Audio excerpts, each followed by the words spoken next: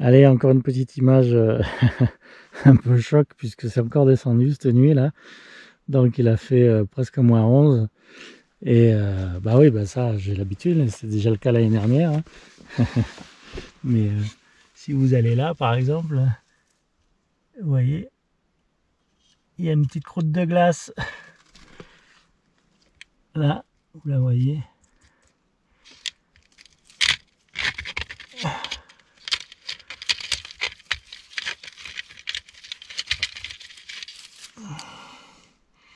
Voilà. L'eau des moules gèle. L'eau des moules gèle. L'occasion de voir ce que ça a donné là-dessous. Ça va, pour l'instant ça tient le coup. Ah, ça commence à être hard là quand même, hein. Vraiment. Hein. Moins 11. Ça dépote.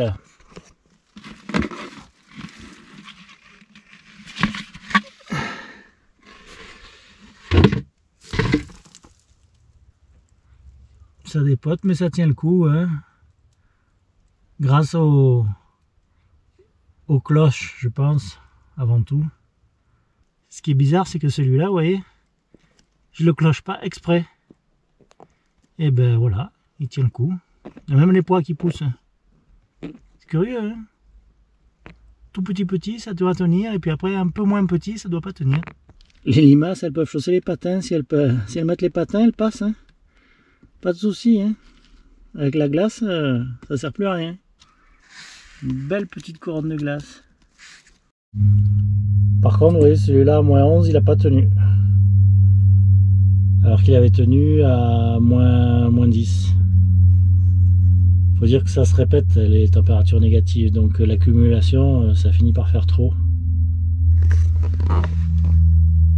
Lui, par contre, il est en meilleur état.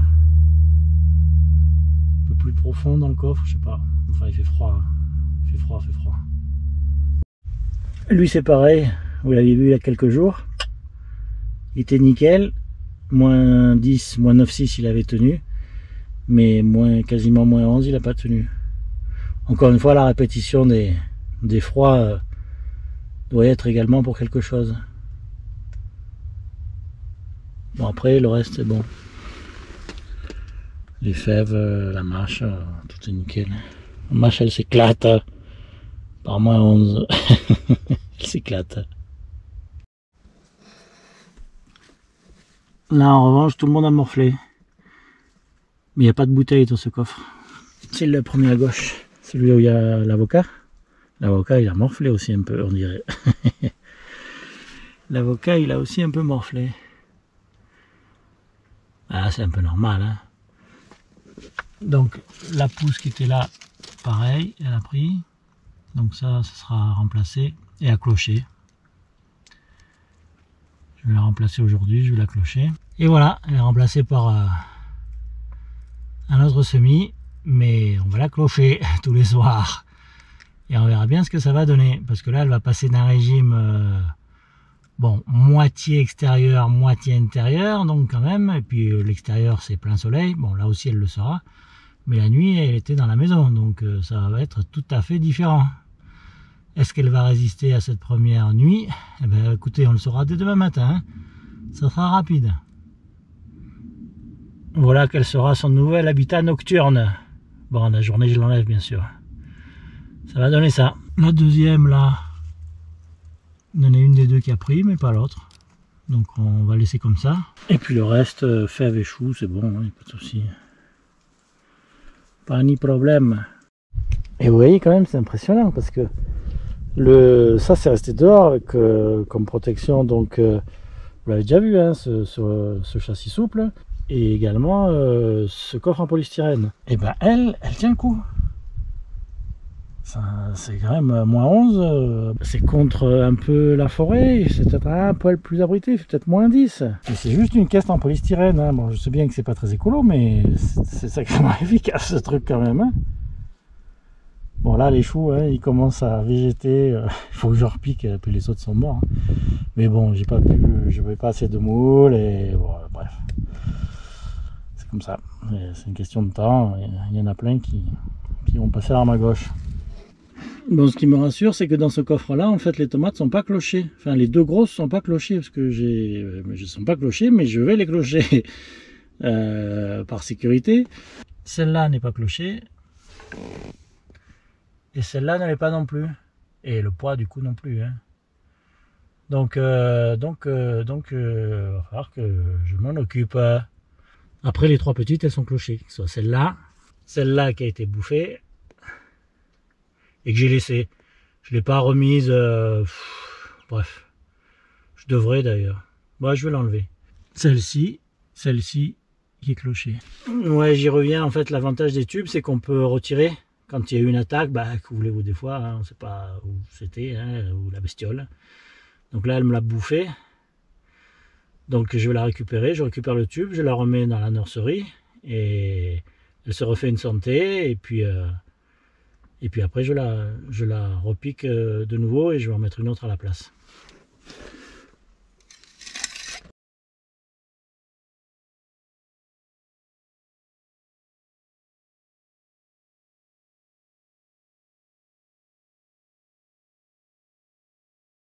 Vous la voyez où elle est la garce?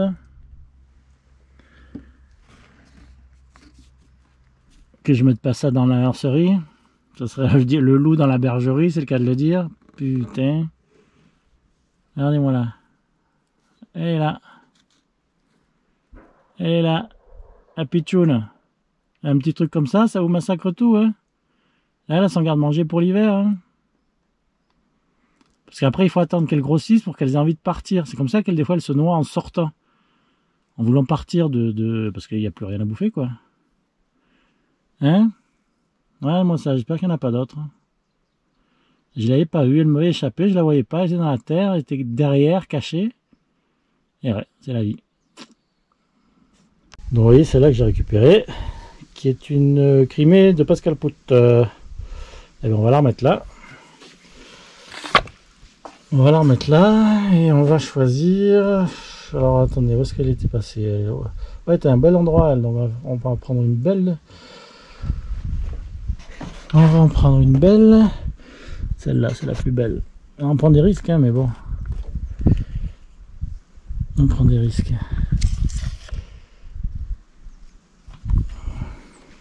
Voilà, on va mettre celle-là à la place. Hein, ça ira bien. Et puis on va la clocher, on verra bien. Dans un des coffres, le 5e à gauche, là où il y a la top qui vient tous les jours, là elle m'a cassé un chou. Elle l'a cassé net. Enfin, je suppose que c'est, elle joue pas. Qui ça peut être, hein. Ou soit un chat qui sont rentrés, enfin j'en sais rien. Du coup j'ai enlevé le tube, bien entendu, et je l'ai remplacé d'ailleurs déjà. Et vous voyez que le chou, hein, le tube, il s'en fout, hein, il va déjà chercher sa vie dans la terre. Hein. Quand j'ai tiré, il y avait tout ça qui est venu. Hein. À propos de cloche, ma femme elle voulait pas me la donner, celle-là, elle est jolie. Hein. Elle est jolie. C'est des trucs de fromage blanc, ou je sais pas, ouais, fromage blanc de campagne. Mais souvent les diamètres ils s'adaptent parfaitement sur les moules, donc ça c'est génial. Je dis ah, il faut me les laisser, quand il y en a, tu me les donnes. C'est un peu léger comme cloche, hein. Je préfère les grosses cloches en plastique que vous avez vu tout à l'heure, mais bon, ça fait l'affaire aussi. Hein. On fait feu de tout bois. Donc nous la revenue dans le coffre. Celle-là, je vais essayer de la tirer délicatement, mais est-ce qu'elle va venir? Pour la repiquer, histoire de ne pas la perdre et la couper. D'une main, c'est pas évident. Ouais, peut-être. Peut-être je vais m'en sortir.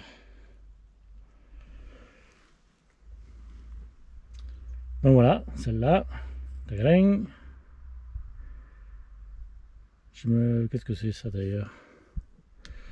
Je sais pas. Semis du 5-10 NC. Qu'est-ce que c'est NC? Ça c'est tout moi, je sais même plus ce que je marque. NC. Je sais pas. Je vais chercher. En cas, je le mettrai en incrustation après, si je le retrouve. Allez, c'est parti, ma belle. Au boulot. Et voilà, c'est la vraie vie. En croisant les doigts. Elle est pas belle, ma petite tomate. Elle est pas belle. Ah là là. Et je vais peut-être pour la première nuit lui en mettre 2 de cloches. Je vais mettre celle-là et je vais en mettre une en plastique. Je vais lui en mettre une comme ça sur la tête. Je me suis fait mon petit bureau au soleil. Parce que là où il est d'habitude, vous avez vu les bacs, c'est plutôt à l'ombre. Et si je veux bosser un peu, c'est mieux quand même d'être en plein soleil. Alors, voilà. Avec le stylo, avec les deux mains, c'est plus simple.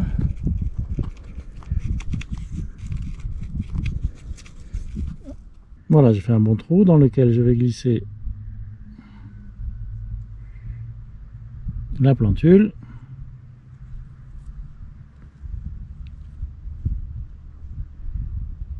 On la descend bien.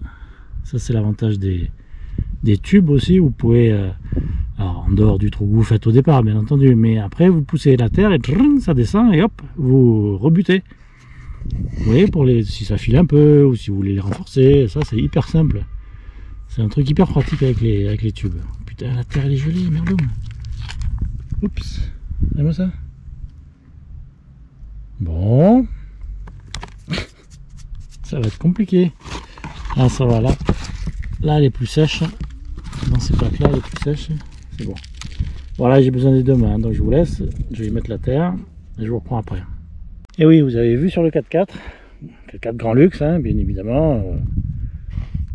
On m'égode pas avec ce genre de choses. C'est un vieux Kangoo tout pourri. C'est pas un Hilux ou je ne sais pas quoi. Non, non, on n'a pas les moyens. On se contente du K4 Kangoo. Mais qui fait bien le boulot. Et qui m'abrite du vent du nord quand il y en a un petit peu et que je veux travailler ici. Et oui. Il est bien utile pour ce petit poste avancé hivernal de repiquage, de semis, de travail en plein soleil. Ça, par contre, on a de la chance, nous, on a beaucoup de soleil. Bon, les cotylédons, je m'en fous un peu. Ça devrait être bon, là. Hein, voilà. Ah, maintenant, on la remet à la nurserie. Bon, ben pour faire une comparaison avec hier, c'est râpé parce que cette nuit, il a fait 1. Donc, entre moins 11 et 1, ça va pas le faire. Et les semis de tomates n'ont sûrement pas gelé dans les coffres. Là, je vais juste leur enlever les cloches pour donner un peu plus de lumière. Je referme tout. Et c'est pareil pour la journée.